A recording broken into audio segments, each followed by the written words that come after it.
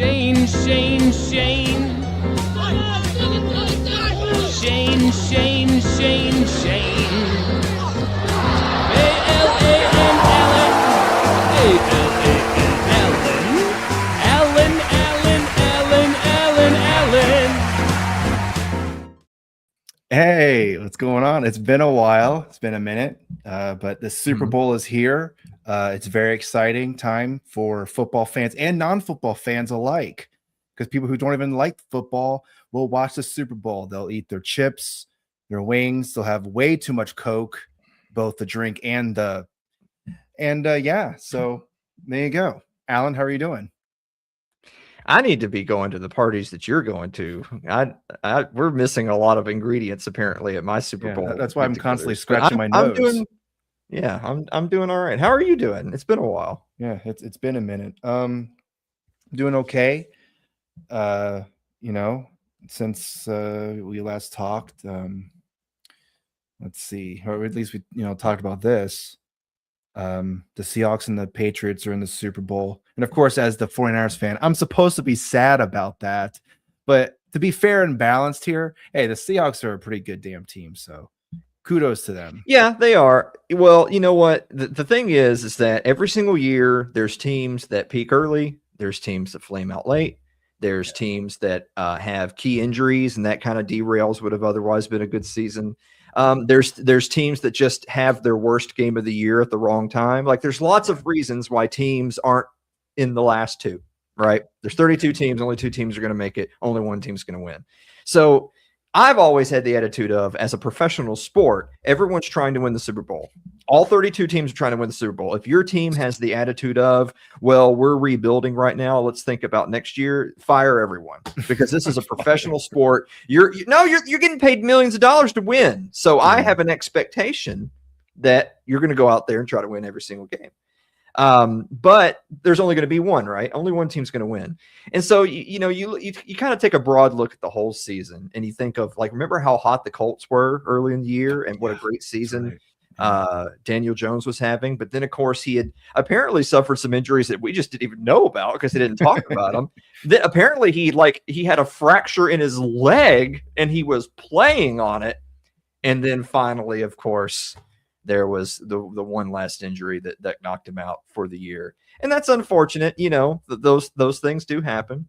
I know, obviously, present company, the 49ers started early hot, but also started early with the injuries. And they just kind of kept going. They just kind of kept having injuries all year. So the reason I brought that up is that the 49ers are in that list of teams that you beat the team that's in the Super Bowl in week 1 of the season when everyone was on the field. It's week 1. But exactly, the teams that are playing in week 1 are quite often not the same teams that are playing in week 16 or 17 or in the playoffs. But you'll always be able to tell yourself, you know what, at full strength with our summer roster on the field, we beat this team. And if it weren't for, Fred Warner having his leg amputated and having no wide receivers on the roster and having a practice squad defense, if it wasn't for all of those things, it could have been. They did have a wide receiver, but he decided to speed in his car outside the stadium as opposed to in the stadium itself. So when you have that kind of problem. Hey, you were in a close game at the end of the year with a chance for the number 1 seed. So yeah, that is true. Certainly no reason to throw the baby out with the bathwater, I would say. But the point being is that there's lots of teams that at this time of year, all they can do is look on and watch to see who the champion's going to be. But you have optimism for next year.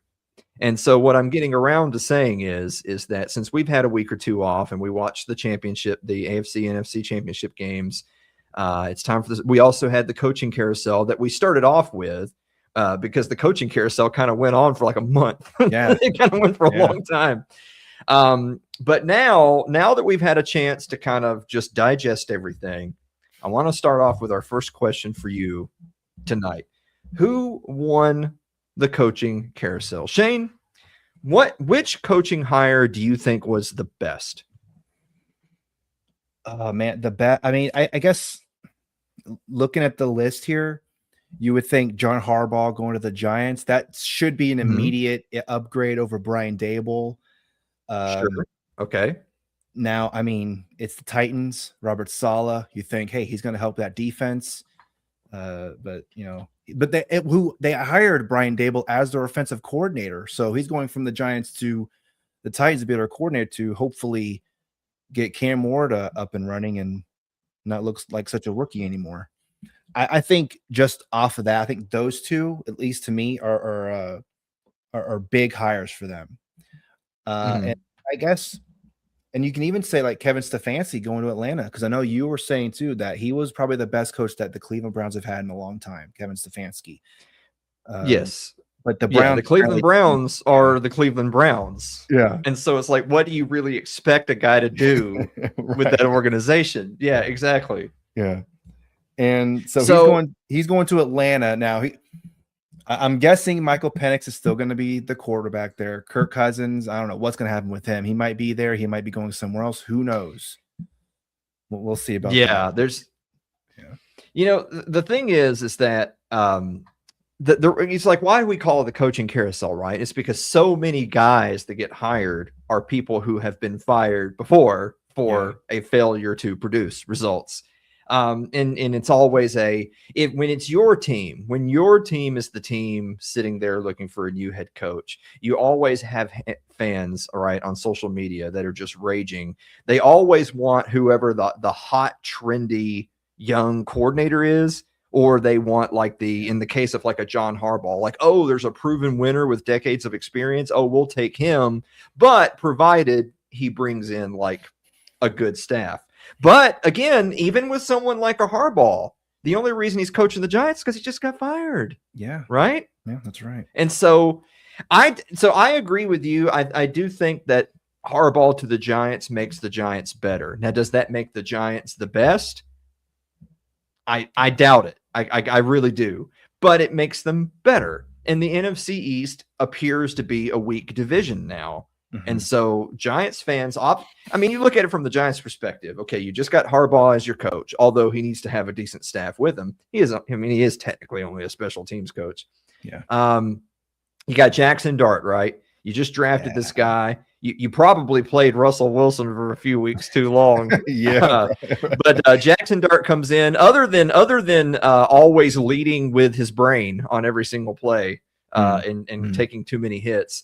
Seems like a promising young quarterback. You still have Malik Neighbors. See, people have forgotten Malik Neighbors was one of the hottest young receivers in the league, and he was out for the year before Jackson Dart even got a chance to say hello. Yeah, he's going to be back.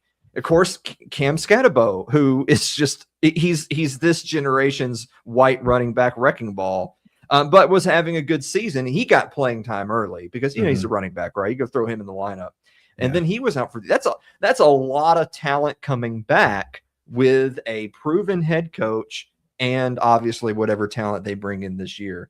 Look, there's lots of reasons for optimism, but I will say my choice for the best, and it's best with an asterisk, the combination of Robert Saleh as head coach, a defensive-minded head coach for a Titans team that traditionally has been a physical defense first team. And then also getting Brian Dable, but not as a head coach, as an offensive coordinator, where he has had significant success in the NFL as an offensive coordinator. I think that is unbelievably good for the Tennessee Titans. This is the Tennessee Titans we're talking about. A lot of teams would have taken Daboll and they wanted Saleh. The Titans got both on the right sides of the ball. So that's pretty good. However, the asterisk is, in the same way that Stefanski, my argument for him is that maybe he's not a great coach, but he's the best coach the Browns have ever had. These are good coaches, but they're coaching for the Titans, and those coaches don't change the front office.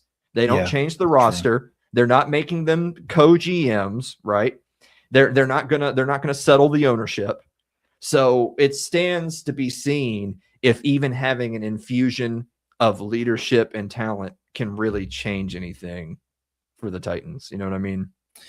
Yeah. I mean, on paper, like you're saying, that looks to be a really good 1-2 punch there.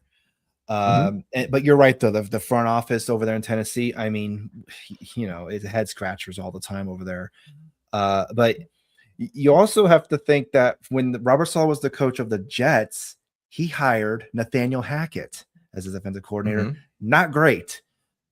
Now, he did have Aaron Rodgers, and when he did actually play for the Jets and when Saleh was the coach, didn't work out so well. But he's got a young quarterback over there, Jackson Dart. Hopefully, he doesn't have as huge of an ego as Rodgers, so hopefully they can actually work together. And Oh yeah, it's Cam Ward. Jackson Dart's in New York. oh, that's It's right. Cam Yeah, Ward. See, I'm already, I'm thinking, excuse yeah. you. That's Yeah. that's number 1 overall pick, Cam Ward to you.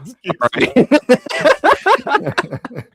Well, okay, but the thing is that Robert Saleh got fired by the Jets, but every year he was there, the Jets had a top 10 defense.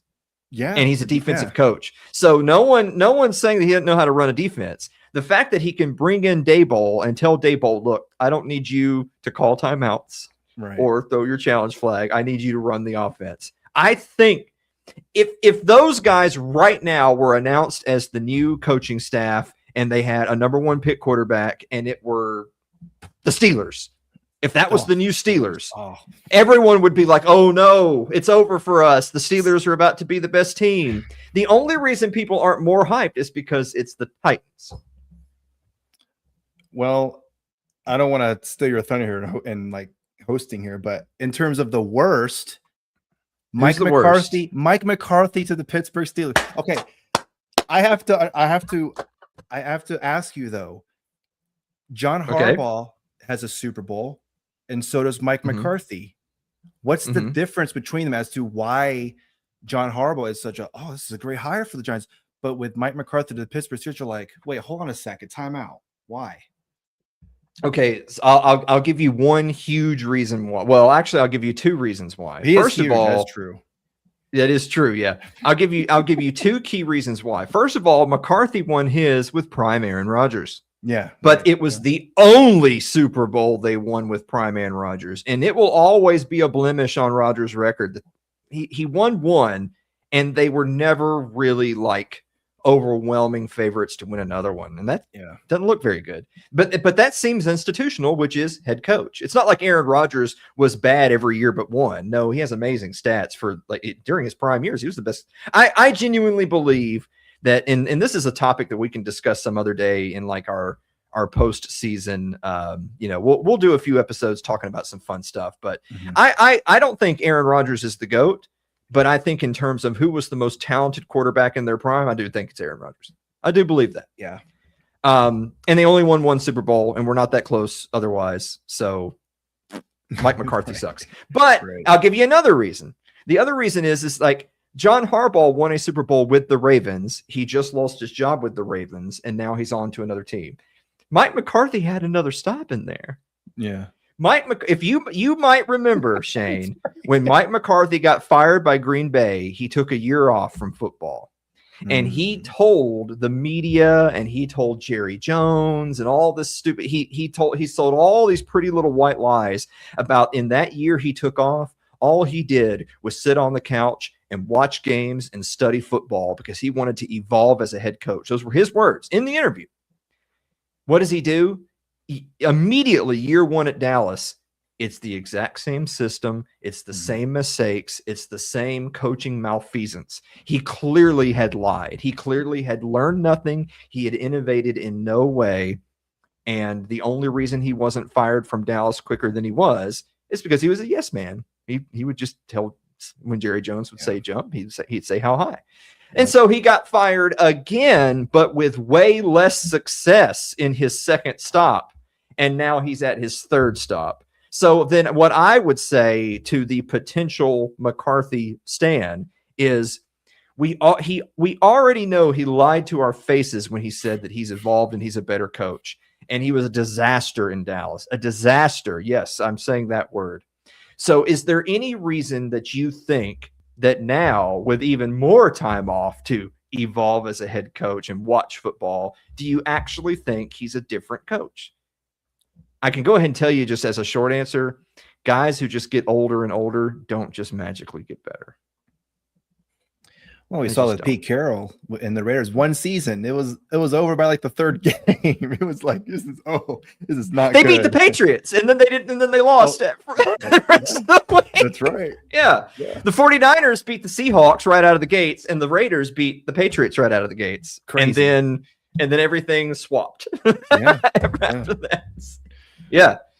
So no, man, I'm so glad you said that because you've already given my answer. Mike McCarthy. What the only reason I would say that he's potentially tied for worst is the Bills just promoting Joe Brady. Yeah.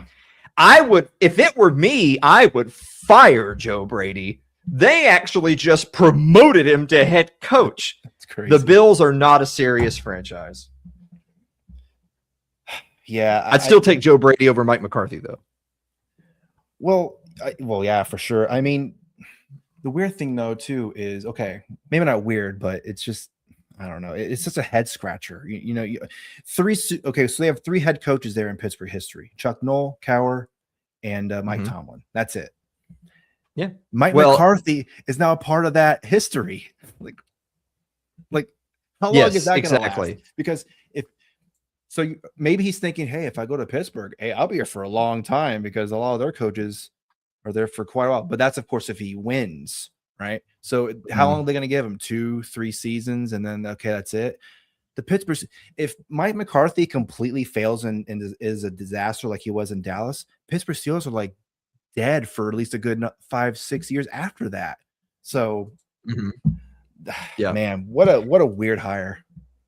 Yeah. Those are definitely situations where I think Pittsburgh got caught with their pants down. Maybe they hadn't decided for sure what they were going to do with Tomlin. And then if you believe the stories are Tomlin was the one who actually said, I think I'm done. Yeah. And they were like, oh no, frankly, I don't believe that. I think that it was more of they might've been telling him, we're just going to be honest with you. We feel that you've earned our honesty from all your years with this organization. We're leaning towards you being gone. Convince us you should stay. And maybe he said, I don't want to convince you I should stay. Yeah. And that was the end of it. But whatever story you believe, I think they got caught with their pants down a little bit. I think that they knew the end was near, but then it's like when it hits you, it's like a ton of bricks, and they were just looking for a quick fix. And they really bought into this whole Mike McCarthy he's studied football for a long time, and he's been out of the game for a little while, and he's recharged his batteries. And also he's a Pittsburgh guy, right? Like he's like, oh, I'm from Pittsburgh, blah, blah, blah. And Pittsburgh is really big on identity and on family and all. I get that. But you're right. When you look at their storied franchise and all the success they've had, and you look at Chuck Noll and Cowher, and then Mike Tomlin, even if you're not a huge Mike Tomlin fan, he still had the longevity. No one on earth thinks that Mike McCarthy is going to coach the Steelers for the next 20 years and win a Super Bowl or 2.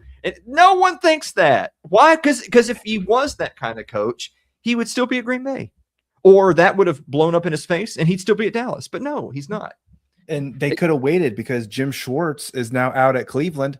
They could have picked him up. He would have been a better hire than Mike McCarthy. At least the defense, least for Cleveland, would have been better with him. I guess the thing is I don't know what their vision was. It's like, what kind of coach? What kind of coach? What side of the ball do they want to focus on? I mean, they don't have Aaron Rodgers is 1,000,000 years old. They haven't had a serious quarterback replacement since Ben Roethlisberger, and that has hurt. Look, as a Cowboys fan, I can tell you the Cowboys went from dynasty to they went 20 years before having a serious replacement for Troy Aikman. The dude had been in the Hall of Fame for a decade before like Tony Romo came along, who even then basically was only like a few years of his prime before the end there. And so I feel like that's where the Steelers basically are. It's like, are we going to go another 4 or 5 years without having like a long-term, signal caller? Yeah. Let me ask you this though. Looking ahead to next season, 2026, 2027, what head coach or coaches you think are the most on the hot seat for next year?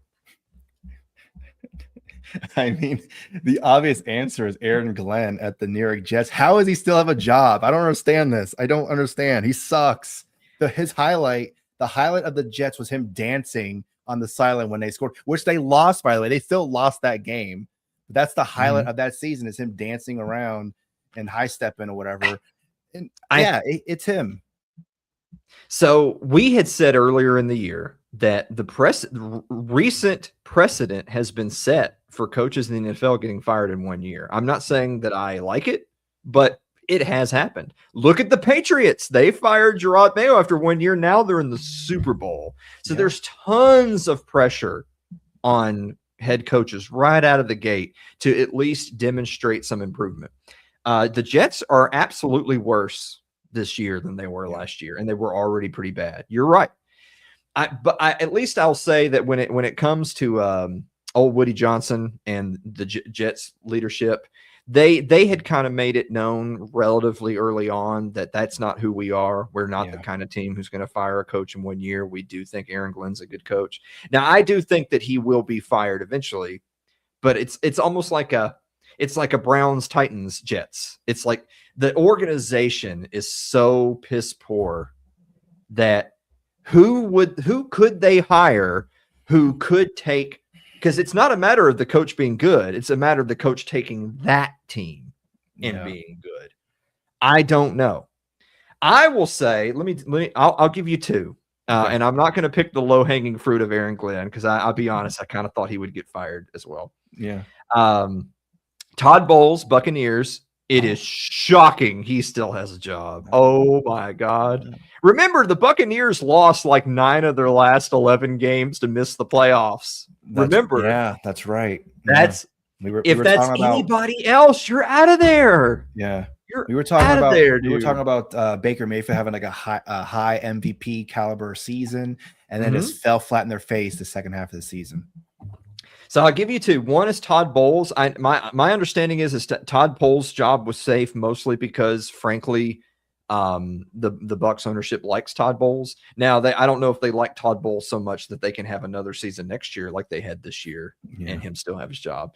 The other one is Zach Taylor, Bengals. The thing is that when you look at, all eyes are going to be on Joe Burrow, right? From Burrow's own personal perspective, a perspective on him, they need him to be healthy and perform. The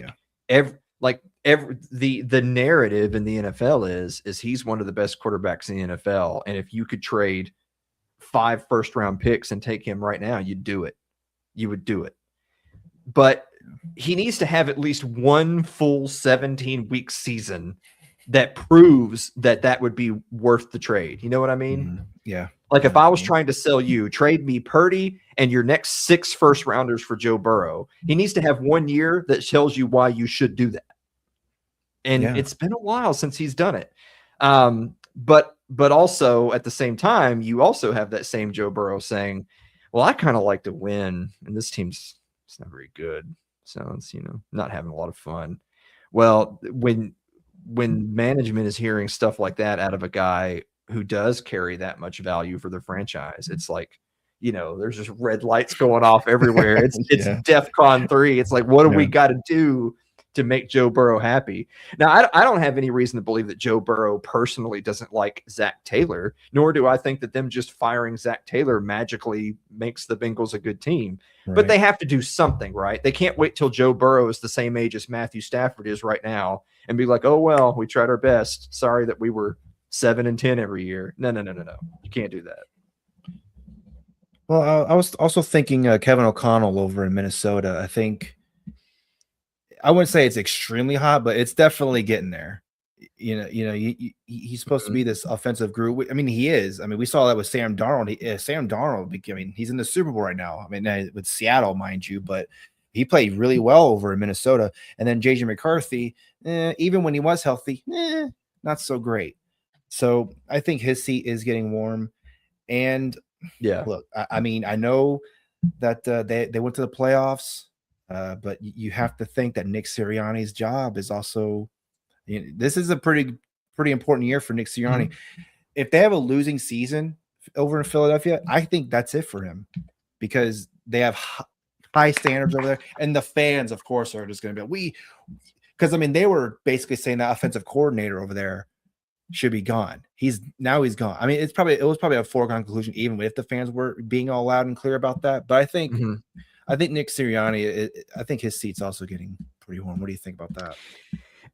The interesting thing is that the Eagles being a serious title contender is such a recent phenomenon. There was the year where they had a really good defense, and then Nick Foles comes in to save them in the offseason. And that was more like that was an ascendancy year. Well, they've already had coaching change since then, because that was the old guy. That was before Sirianni. And obviously they've had a change under center too with Jalen Hurts being there. But they got back to a championship level, and now they've fallen off again. The point I'm making is that look, the Eagles were not a serious long-time championship contender for decades. They're not a dynasty type team. This is a relatively recent NFL history type thing. Right. So I think it's short-sighted for their fan base to want to fire everybody and blow up their roster and start over because they don't win the Super Bowl every year. Because it's like, hey, guys, guess what? Y'all haven't won that many Super Bowls. So it's like, y'all aren't it's one thing for the Patriots fan base to feel that way, which I think they still shouldn't. I don't think any fan base should. Because what have you heard me say a million times? It's not about if you should get rid of someone. It's who are you going to replace them with? Right.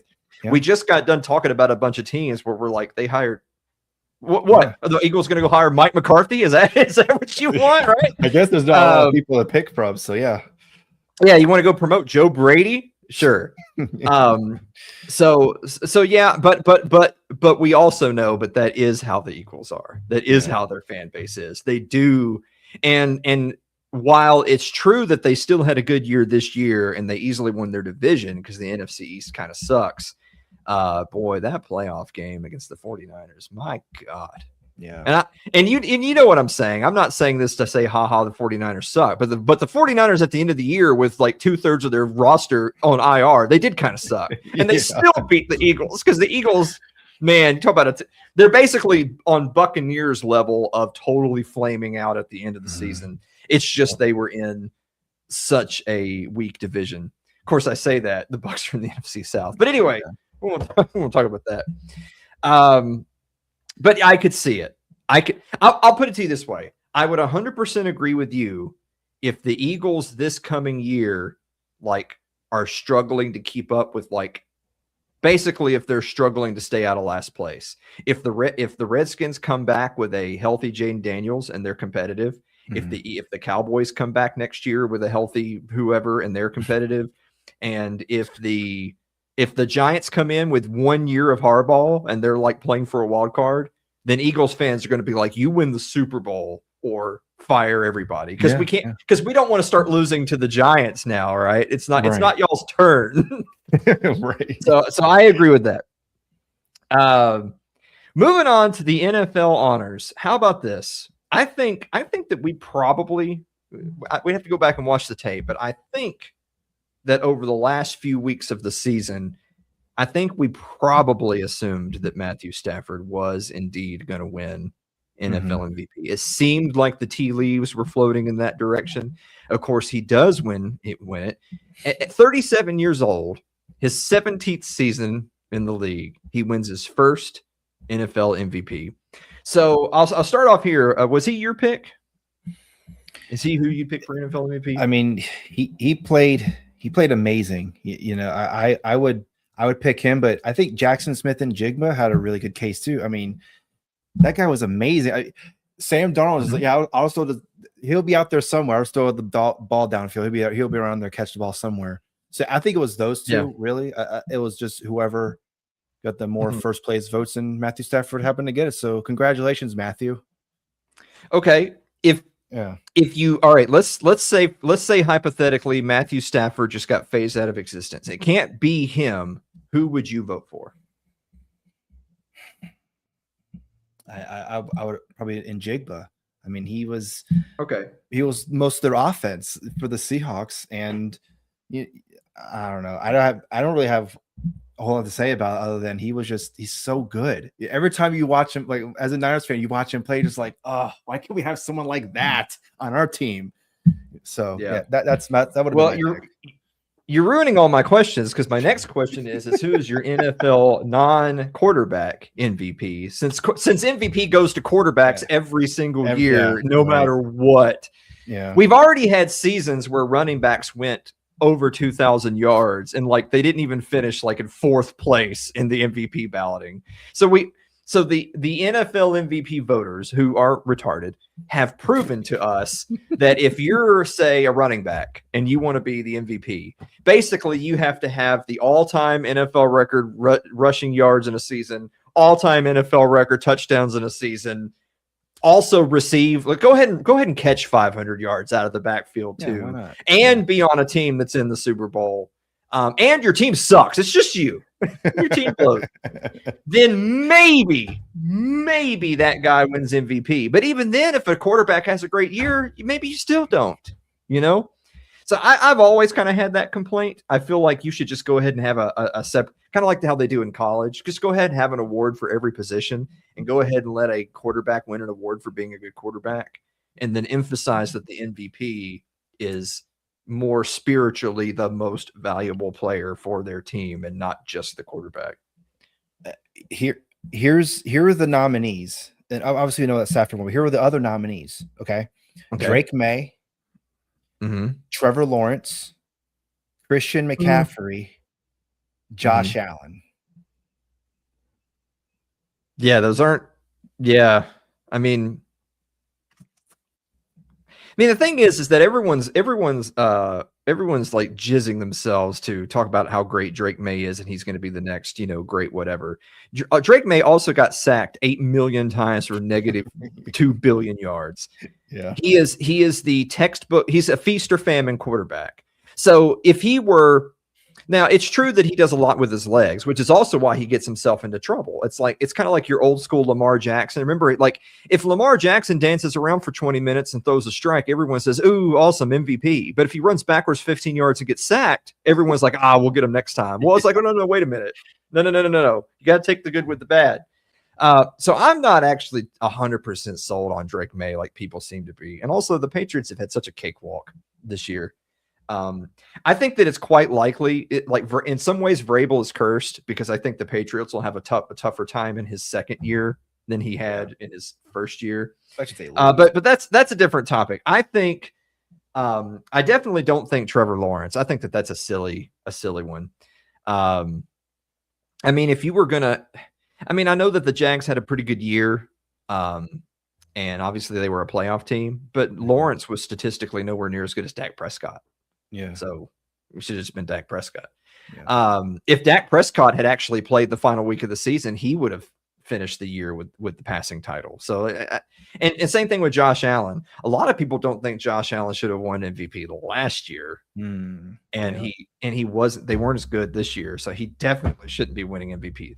So again, you're making the case. I feel like you're making the case along with me, whether you mean to or not, that if you're looking at the nominees and you feel like, well, the quarterbacks are not playing at as high of a level as recent MVP quarterbacks have played, and the other nominees are just runners up to them, then why not pick a running back? Why not pick a wide receiver? CMC.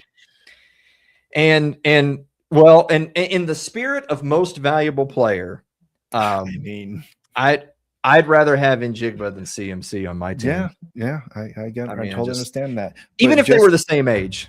Yeah, just from those names of the nominees, CMC. I mean, if he was injured anytime, the offense would have done nothing, absolutely nothing. He had over 1,000 scrimmage yards or whatever it was. I mean, it's just in the fact that the season before he played in only 2-3 games, and then this season full bill of health. So I mean, what a turnaround! Which he wins comeback player of the year. So now I'm going to make you really mad. If I was picking my NFL non-QB MVP, I actually would rather have Bijan Robinson than CMC. Ooh, yeah, Bijan. Yeah. First of all, I would rather have Bijan Robinson. Period. Plus, if they were both the same age, I'd still rather have Bijan Robinson. Bijan Robinson's get that man out of Atlanta. Get him out of there. Right? We got Bring in the Dallas. We got to send. Yeah, we got to send in the SEALs and extract Bijan Robinson from Atlanta and send him somewhere nice, somewhere else. All right, real quick, Coach of the Year. Coach of the Year went to Mike Vrabel. I do think that there were a handful of genuinely decent candidates for this year. I'm not shocked that Mike Vrabel got it. I mean, it's his first year. They're in the Super Bowl. Okay, boom. Coach of the Year. I totally get it. But same questions. First of all, was he your pick? And if not, who would you have picked? Yeah, it's his first season. They go from whatever the hell happened with Mayo as the coach to they're in the Super Bowl now. I mean, how could you not pick him? That's about as best of a turnaround as you can possibly get. Look, I know it's kind of been a joke around here where I say fire Kyle Shanahan, right? But hey, the amount of injuries that team endured. I mean, I don't know. I saw the vote tally or the vote totals for each of the coaches, whatever, and the fact that Kyle Shanahan was last in this race, I don't know.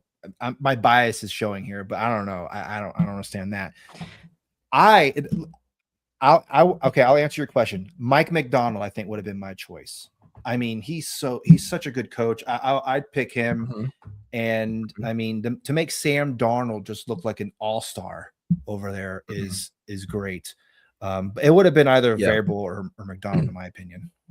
So it's interesting. So I mean, I think Vrabel's a great coach. I think McDonald is a perfectly reasonable choice as well. I mean, Seattle also has the #1 overall defense. Yeah, to go along with how well. Great. Now I will say on the Darnold side of things though, and we'll save. You know what? I'm gonna put a pin in that for the Super Bowl section. Cool. I'm fine with Mike Vrabel. My dark horse candidate though is if this were an award that you give out at the end of the regular season, which sometimes awards are like that. In past years, they've been like that, where the award's kind of already decided, and then somebody plays and they stink it up. And you're like, wait a minute, didn't they just win right, MVP exactly. or whatever? Yeah. Like imagine if the Rams were in the Super Bowl and Stafford wins his first MVP and then now he throws like 6 picks and they lose by 40. I mean, it can happen. But anyway, and this is going to sound crazy because we made memes about this team throughout the year. My dark horse would have been Liam Cohen. It was his first year for the Jacksonville Jaguars.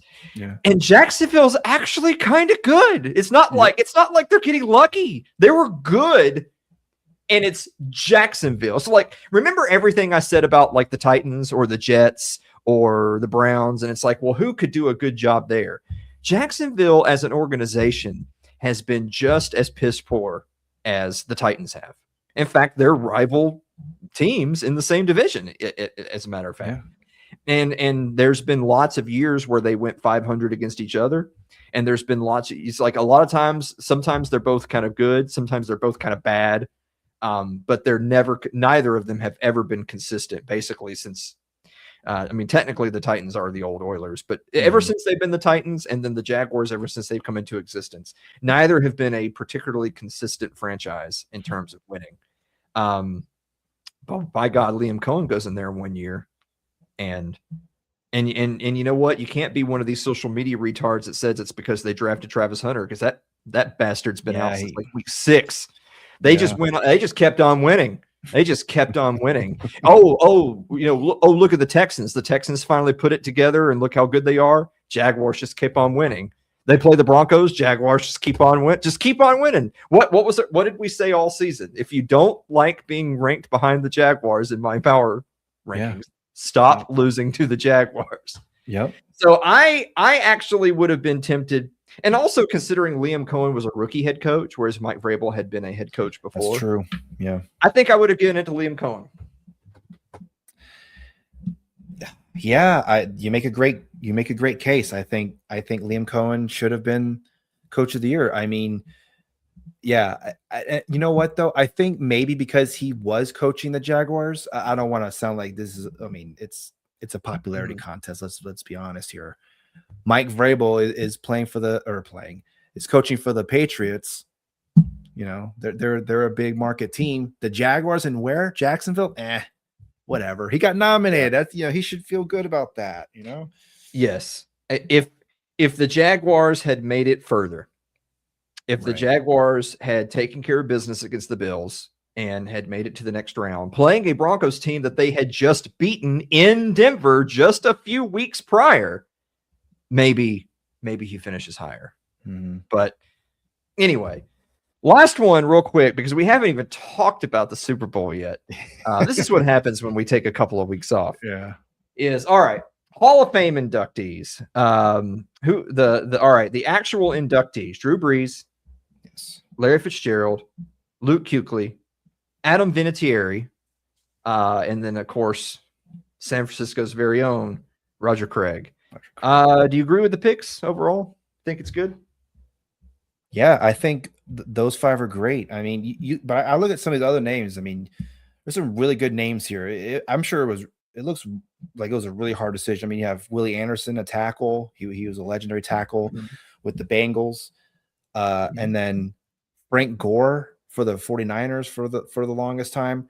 I think his time is coming, but it probably wasn't going to happen the first year anyway. So, and plus Roger Craig goes in, so maybe they didn't want to like split the, hey, we have 2 49ers running backs, and maybe we'll have next year as Frank Gore's time.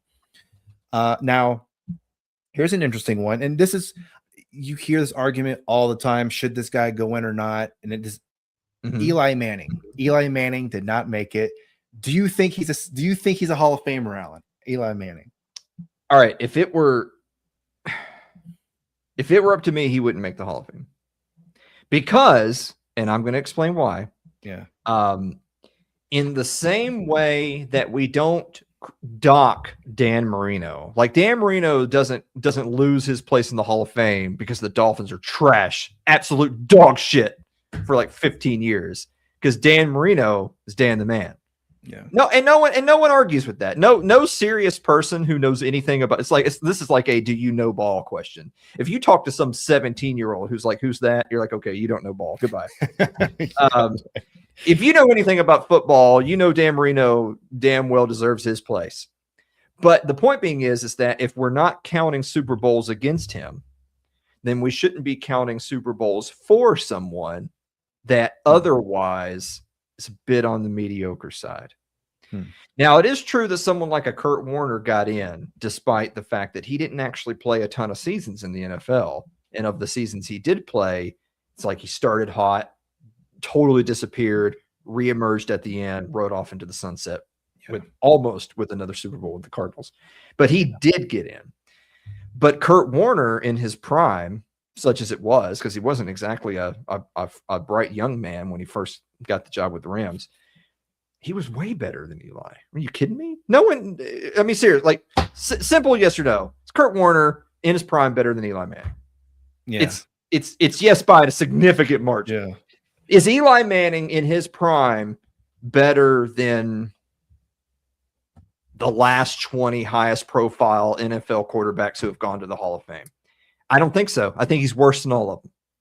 So if Dan the man doesn't get minus points for not winning Super Bowls, but then the other side of that coin is you take a couple Super Bowls away from Eli, he has essentially no credentials.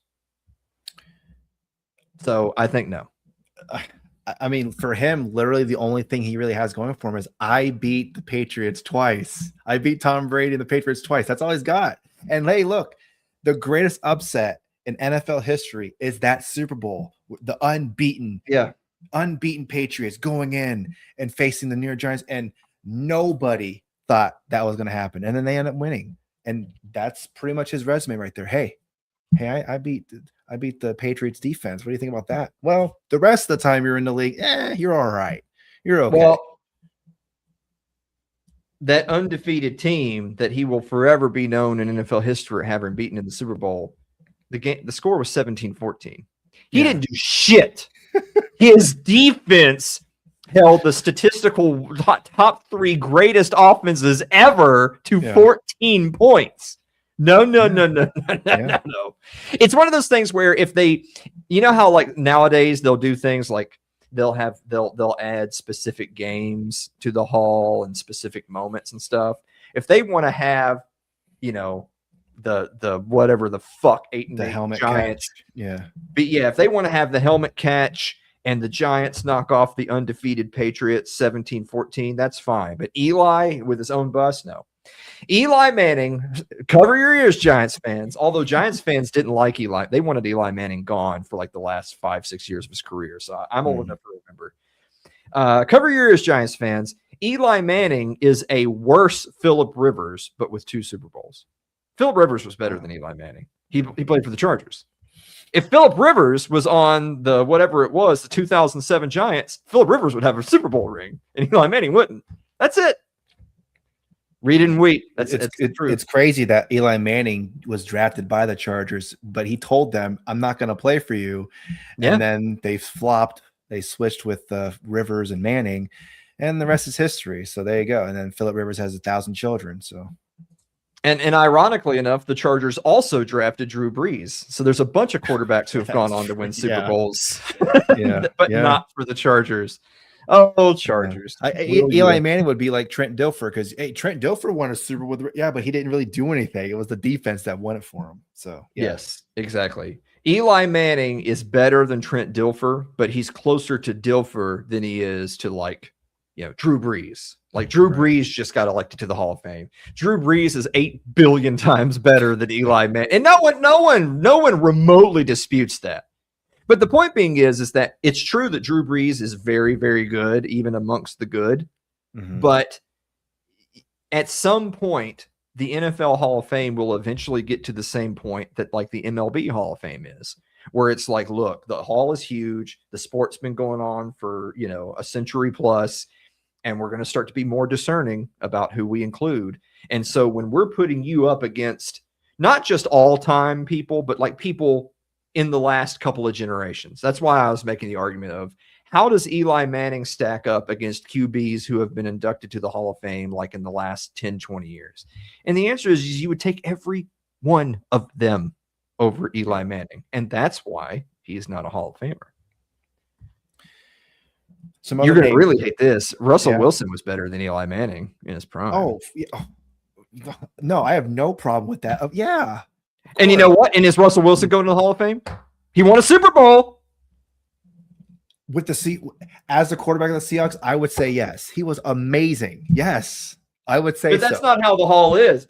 I know. And against your contemporaries. If I was voting, I would vote. I can tell you right now, Russell Wilson won't make the Hall of Fame either. But the point I'm making is that Super Bowl, good defense, prime of their careers, Russell Wilson was better, and he's still not a Hall of Famer. So no Eli. I'm sorry. I'll always have a soft spot in my heart for them Manning boys, but that one just didn't do it. Yeah. Adam Vinatieri, of course, I'm glad he got in just because it's like if we're gonna let any kickers get in, Adam Vinatieri has to get in to the Hall of Fame. Yeah, for sure. Same thing. Larry Fitzgerald. I love this just as a factoid. Larry Fitzgerald is the only Cardinal who has ever made the Hall of Fame who played his entire career with the Cardinals. How about that? It's amazing. Don't you wish Larry Fitzgerald had played for the 49ers or the Cowboys? I mean, for one season at least. I mean, Randy Moss played for the Niners. Why not? Yeah, that would have been great. Yeah. Well, like even looking at this list, I wish Larry would have said, "I demand a trade to New Orleans." Like, dude, Drew Brees would have said, "Oh no, darn, shoot." Right. Dude, Larry Fitzgerald was a god. I think if Larry Fitzgerald, when you look at the list of quarterbacks he played with, which is both a long list and it's a long list of doo-doo. I think if Larry Fitzgerald, who did ultimately finish ranked second in receiving all time, I think if Larry Fitzgerald had played for a upper third franchise, give or take, not necessarily serious title contenders every year, but like at least playoff contenders every year. Mm-hmm. And he had played with at least one quarterback. And he did technically play with Kurt Warner, but that was only for like a couple of seasons. if he had played with another quarterback for like at least say 2/3 of his career, that was like a legitimate Pro Bowl level guy, I think he would have broke Jerry's records. I think he'd have them all. Yeah. Oh yeah. That, I mean, they wouldn't have surprised me either. He's amazing. And then the one Super Bowl he made the touchdown to get the Cardinals in the lead. And then I remember watching that, and I was He was rooting a for the god. Cardinals. I was rooting for the Cardinals. I was wanting them to win, but then freaking Santonio Holmes with that two-toe tap touchdown. This is a subject.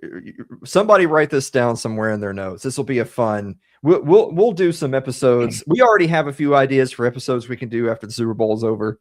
I think if we're looking for more ideas, or if we decide to do a potpourri episode where it's just a bunch of just fun questions of who do you like, what do you think about this, what do you think about that, I think an interesting one would be like what is one of your most heartbreaking games that did not involve your team. For me, that's my top one. I wanted the Cardinals to win that Super Bowl, man. Yeah.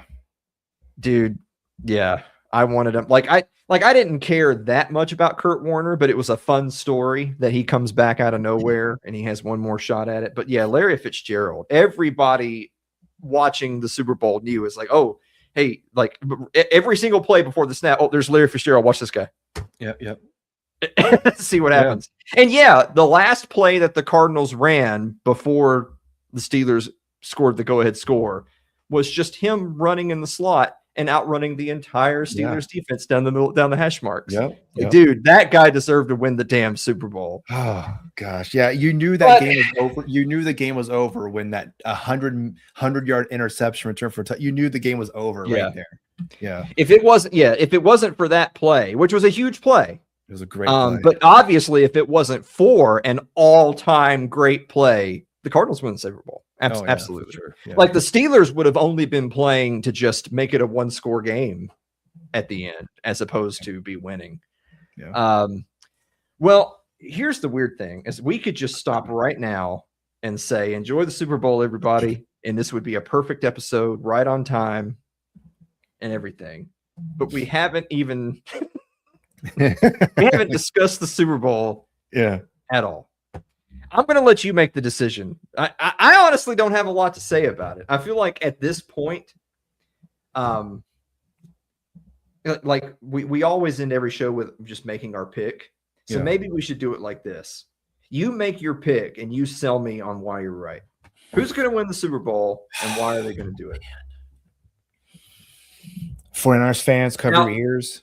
Wait, hold on. Let me say really quick. The pick is New England Patriots versus Seattle Seahawks minus 4.5. So the Patriots would have to win by 5. Yeah. So who's your pick? Niners fans, cover your ears, but I think the Seahawks get it done. It's going to be in Levi's, so that's going to sting for Niner fans. That the fact that they're doing it in at their stadium. But you know what, Niners fans. Hopefully, if they do win, hopefully the coaching staff will be like, hey, you know what? We need to do something different. We need to do everything this offseason and beyond to beat that team. That they're in your division. Beat that team right there. Don't worry about the Chiefs anymore. Don't worry about the Cardinals. No, worry about the Seahawks. Worry about that team over there up north who just destroyed your ass in the playoffs and has a great coach. And Sam, the funny thing too is I'm picking the Seahawks, by the way, this whole thing. If Sam, because we've been saying, oh, Darnold hasn't happened yet. Maybe it will happen in the Super Bowl, which would just be the most, terrible thing for him. But you said it. I think the Patriots, they've been playing well, but it's been the knock on them this whole season that they just haven't had the strong schedule. They've played teams that just aren't great. And now they're facing one of the best defenses, if not the best defense in the league. And I really don't know who does Drake May have? Stephon Diggs, and that's it. I really don't know who else he has to throw to. A lot of people in the media are making a big deal about how, well, it may have been true that the Patriots during the season had an easy road, but look at the amazing defenses they've beaten in the postseason. It's like, yeah, but first of all, everybody knows CJ Stroud's a total head case. He's out of here. CJ Stroud's Right. done. So Right. you won that game not because you defeated that defense. You won that game because the Texans literally had no offense at all. Yeah. And then two, then you got to play the Broncos, and the Broncos didn't have a quarterback because their quarterback just got broken on I know, the last play of what the a previous game. terrible string of luck. No there. one thinks, everyone thinks the Broncos are in it right now, by the way. No one is Patriots believers. Get that. Everyone outside of Boston knows that if Bo Nix doesn't break the ankle, the Broncos totally win their game in Denver. So, because by the way, the Patriots didn't exactly look like a commanding team in any of those games, even when they were playing against teams that were playing so poorly or had a key injury like with Bo Nix. Now they're going against a Seahawks team that statistically is an even better defense than the last two defenses they played. Plus, it's Sam Darnold, Jackson Smith and Jigba, Kenneth Walker. Yeah. There's a part of me that thinks that the pick might be Patriots plus the points. I feel like the pick might be that Seattle wins, but they don't cover. And that's mostly because Super Bowls tend to be ugly, low scoring affairs compared to statistical averages across the season. It's obviously it's the hype, it's the timing, it's the stage, it's the nerves. It's also the halftime show and the elongated breaks and the commercials and all that stuff. Yeah. Super Bowl halftime is like 3 times as long as halftime of a regular game. That's a long time to sit in the locker room and get cold and come out. Halftime show. Yeah. I didn't even know there was a halftime show. Yeah. Well, I mean, I'm not going to watch the halftime show. I'm just saying is Super Bowl halftime is notorious for screwing over teams because it's normally you go to halftime. By the time you're in the locker room, you got 10 minutes, you come back out. It's not how it is at Super Bowl. Right. So there's lots of reasons to suspect that this might be an ugly game, but this is also why defense wins championships. If you know you're going to play an ugly game and you know your team is going to struggle to score points and you know there's going to be some not high, more low lights than highlights, like the teams are kind of fumbling along trying to find their footing on the big stage. You know what you'd love to have is the number 1 defense in the NFL. The Patriots were struggling to score a lot of points, and now they're going up against the number 1 defense.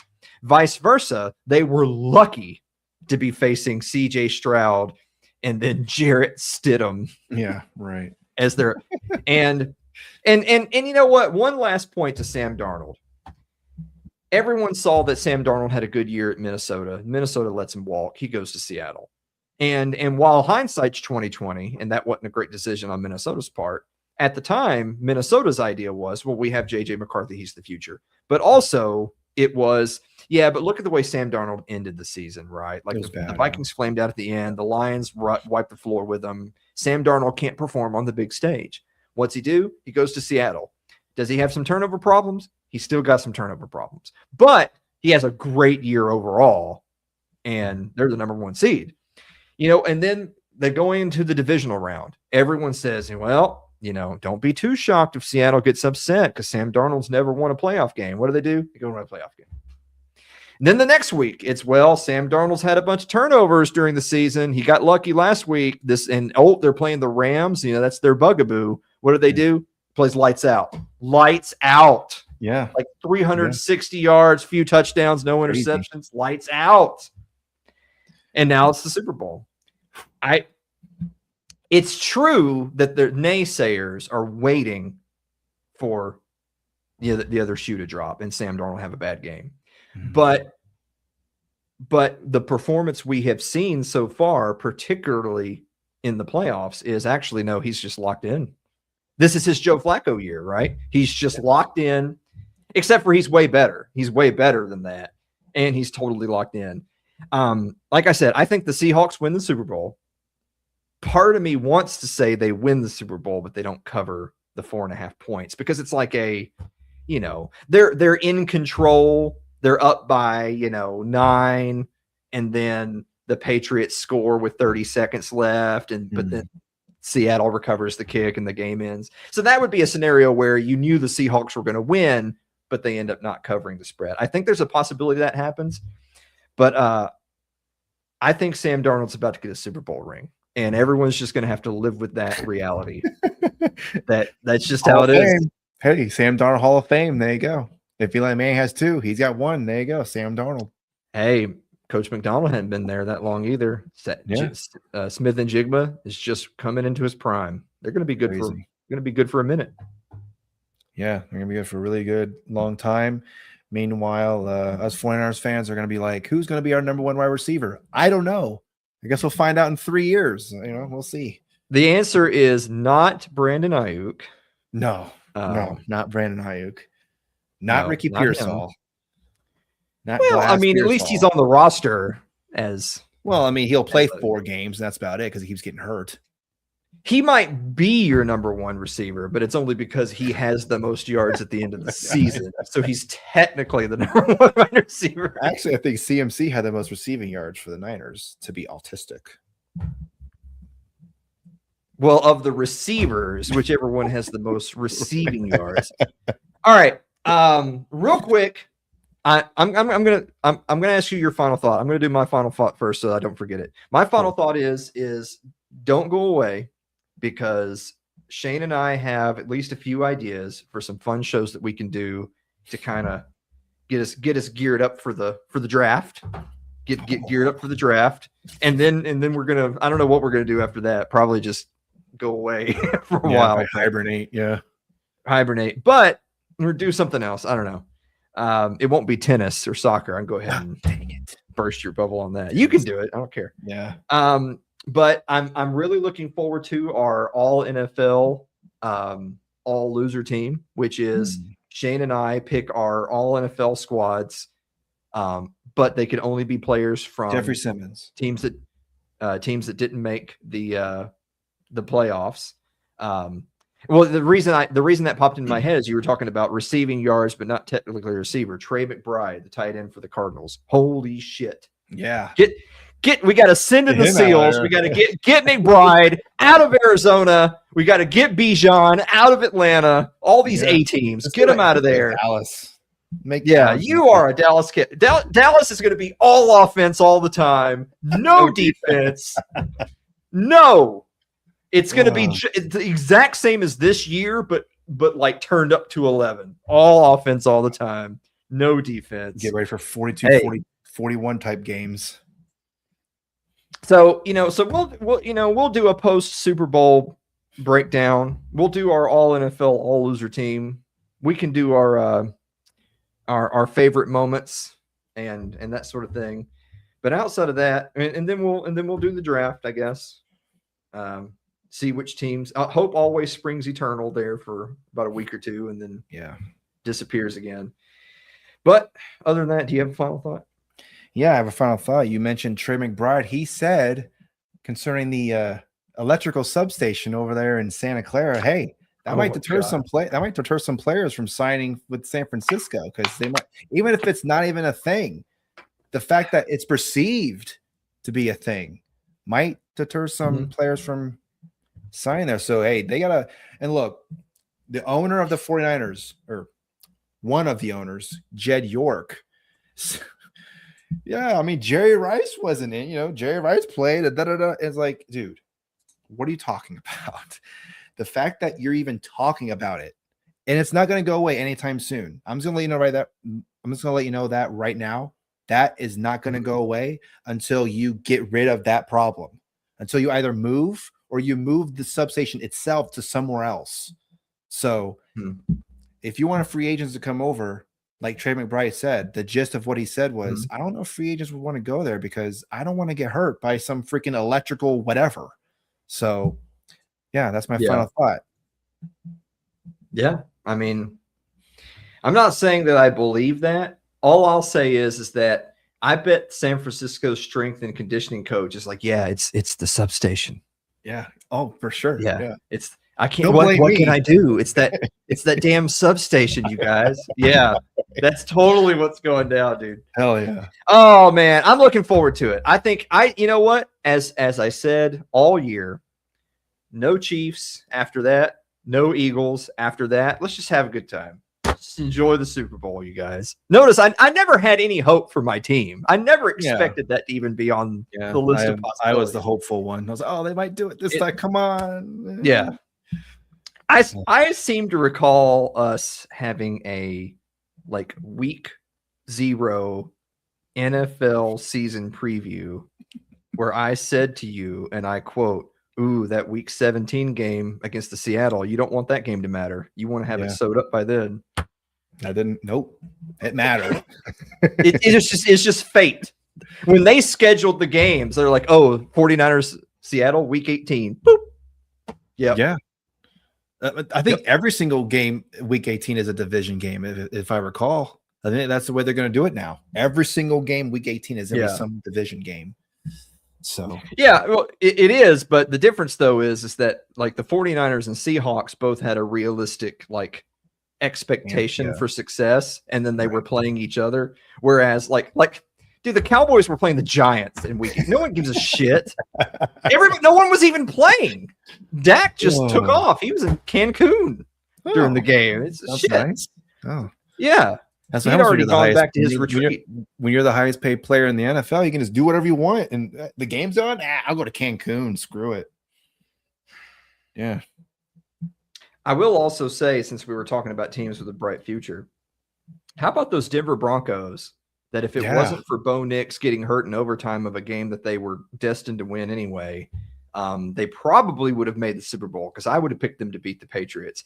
And they did that while still paying Russell Wilson. And now Russell Wilson is officially off their sheet.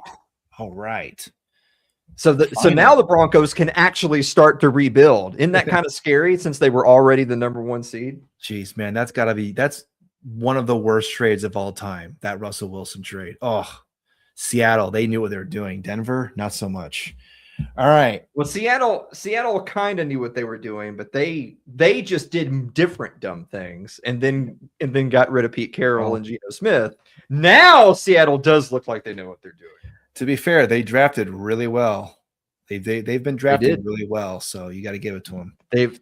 They have a new Legion of Boom plus Sam Darnold, which if you had said that like 3 years ago, you would have been laughed at. But now it's like, but now it's Sam Darnold. So Sam Darnold, as opposed to the 49ers, they have the EMF. I'm looking forward to it. Yep. All right. I just hope both teams have fun. Yeah. Well, we'll see about that. All right. Have a good time watching the Super Bowl, and then we'll be back unless some meteor comes over and destroys the earth. All right. See you later. Goodbye.